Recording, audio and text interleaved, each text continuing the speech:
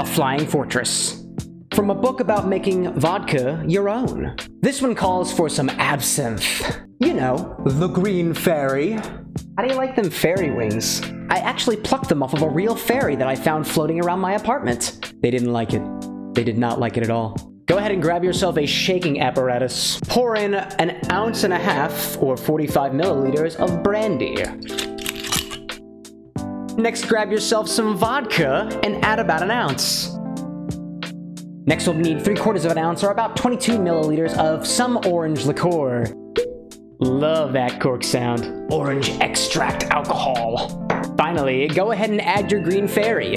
About 3/4 ounce of that one as well. It's kinda got a green color if you shake it around a little bit. Add your ice. Oh my god. Whoops.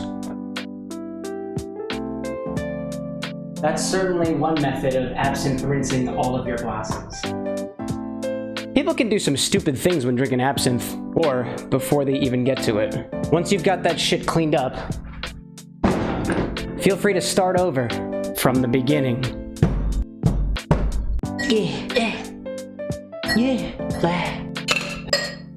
Now give it a shake.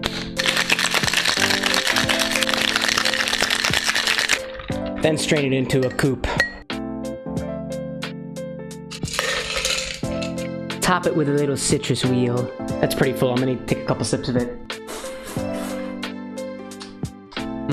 The absinthe is super prevalent. The orange liqueur really rounds it all out.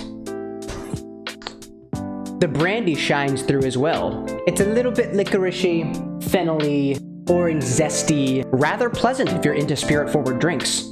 This one'll get you fucked up, or cause you to make a mess. For me, it'll be a little bit of both. If you're interested in making one for yourself, allow me to share with you again how to make